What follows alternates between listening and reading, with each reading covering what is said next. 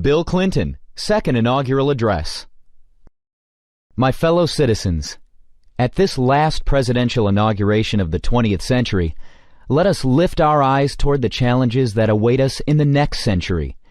It is our great good fortune that time and chance have put us not only at the edge of a new century, in a new millennium, but on the edge of a bright new prospect in human affairs, a moment that will define our course and our character for decades to come. We must keep our old democracy forever young.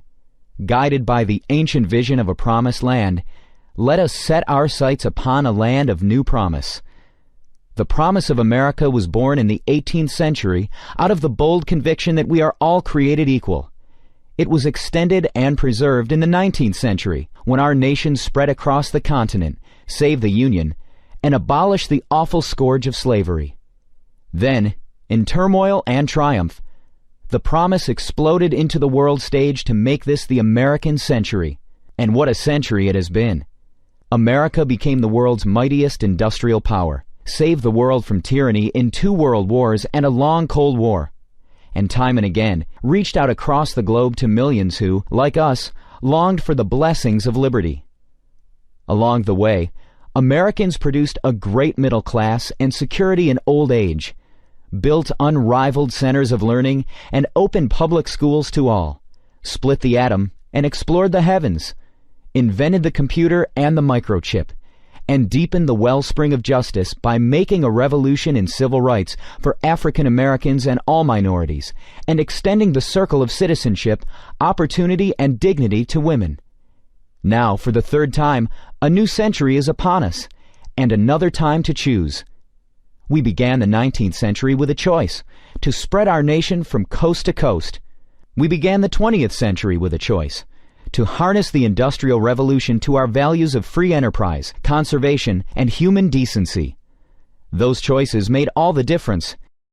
At the dawn of the 21st century, a free people must now choose to shape the forces of the information age and the global society, to unleash the limitless potential of all our people, and yes, to form a more perfect union.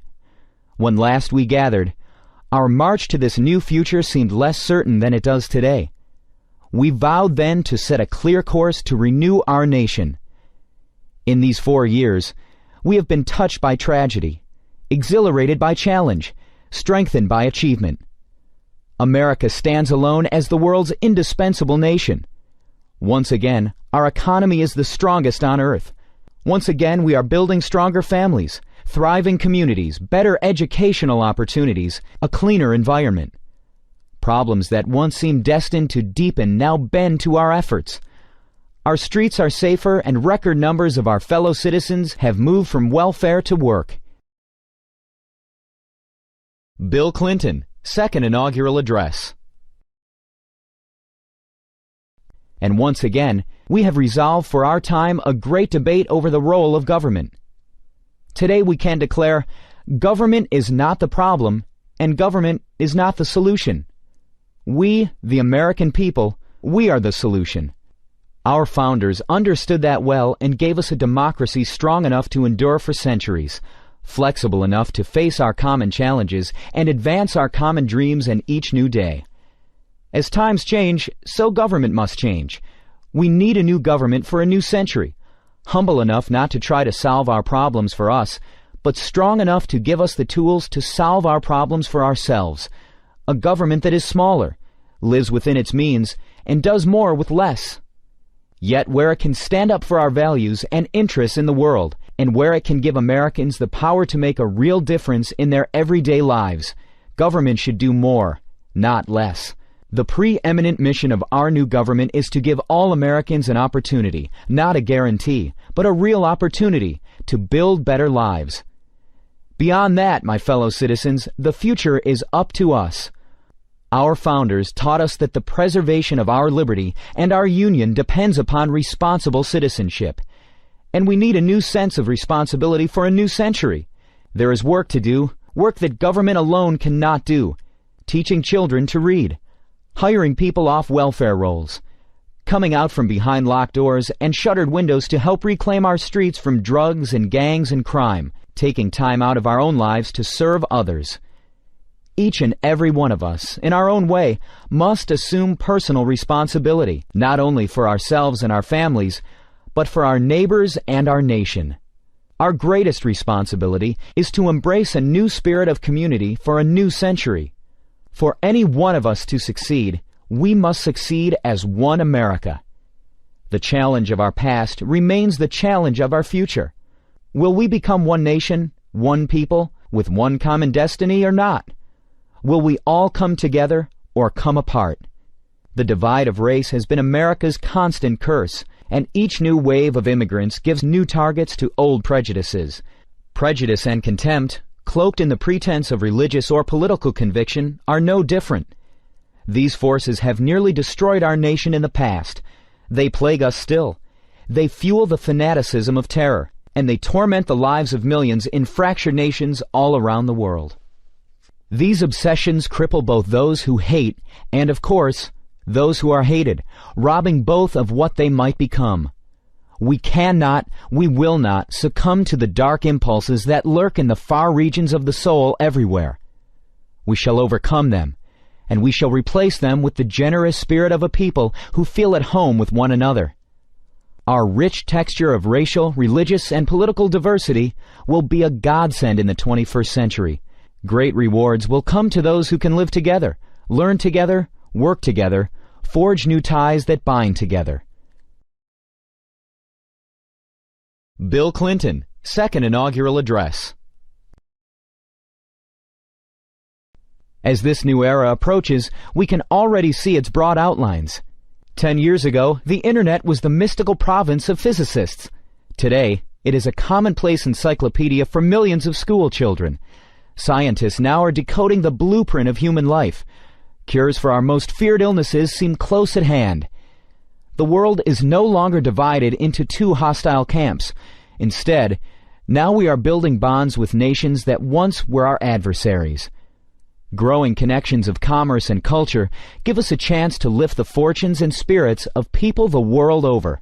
And for the very first time in all of history, more people on this planet live under democracy than dictatorship.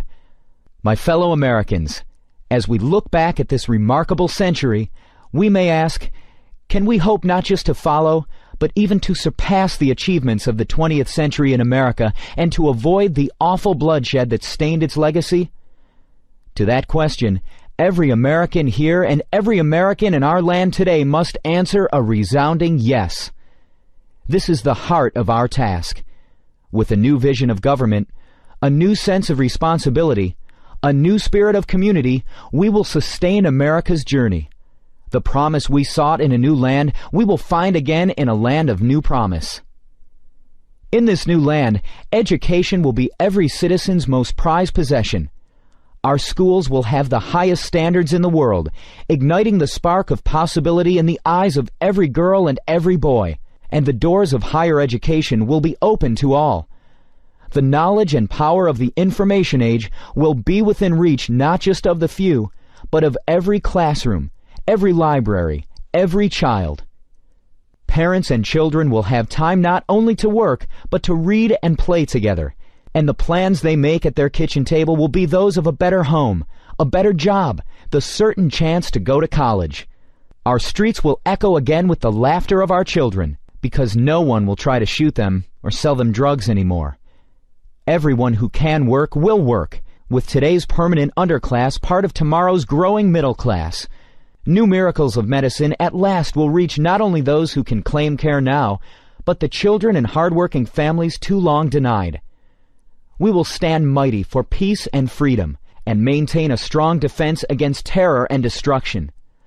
Our children will sleep free from the threat of nuclear, chemical, or biological weapons. Ports and airports, farms and factories will thrive with trade and innovation and ideas, and the world's greatest democracy will lead a whole world of democracies. Our land of new promise will be a nation that meets its obligations, a nation that balances its budget, but never loses the balance of its values. A nation where our grandparents have secure retirement and health care, and their grandchildren know we have made the reforms necessary to sustain those benefits for their time. A nation that fortifies the world's most productive economy, even as it protects the great natural bounty of our water, air, and majestic land. Bill Clinton, Second Inaugural Address. And in this land of new promise, we will have reformed our politics so that the voice of the people will always speak louder than the din of narrow interests, regaining the participation and deserving the trust of all Americans. Fellow citizens, let us build that America, a nation ever moving forward toward realizing the full potential of all its citizens. Prosperity and power. Yes, they are important, and we must maintain them. But let us never forget, the greatest progress we have made, and the greatest progress we have yet to make, is in the human heart. In the end, all the world's wealth and 1,000 armies are no match for the strength and decency of the human spirit. 34 years ago, the man whose life we celebrate today spoke to us down there, at the other end of this mall, in words that move the conscience of a nation. Like a prophet of old, he told of his dream that one day America would rise up and treat all its citizens as equals before the law and in the heart. Martin Luther King's dream was the American dream. His quest is our quest. The ceaseless striving to live out our true creed. Our history has been built on such dreams and labors, and by our dreams and labors we will redeem the promise of America in the 21st century. To that effort I pledge all my strength and every power of my office. I ask the members of Congress here to join in that pledge. The American people return to office a president of one party and a Congress of another. Surely they did not do this to advance the politics of petty bickering and extreme partisanship they plainly deplore. No, they call on us instead to be repairers of the breach and to move on with America's mission. America demands and deserves big things from us, and nothing big ever came from being small. Let us remember the timeless wisdom of Cardinal Bernardin when facing the end of his own life. He said, "It is wrong to waste the precious gift of time on acrimony and division." Fellow citizens, we must not waste the precious gift of this time, for all of us are on that same journey of our lives, and our journey too will come to an end. But the journey of our America must go on. And so, my fellow Americans, we must be strong, for there is much to do. The demands of our time are great and they are different. Let us meet them with faith and courage, with patience and a grateful and happy heart. Let us shape the hope of this day into the noblest chapter in our history. Yes, let us build our bridge, a bridge wide enough and strong enough for every American to cross over to a blessed land of new promise. May those generations whose faces we cannot yet see, whose names we may never know, say of us here that we led our beloved land into a new century with the American dream alive for all her children, with the American promise of a more perfect union, a reality for all her people, with America's bright flame of freedom spreading throughout all the world. From the height of this place and the summit of this century, let us go forth. May God strengthen our hands for the good work ahead, and always, always bless our America.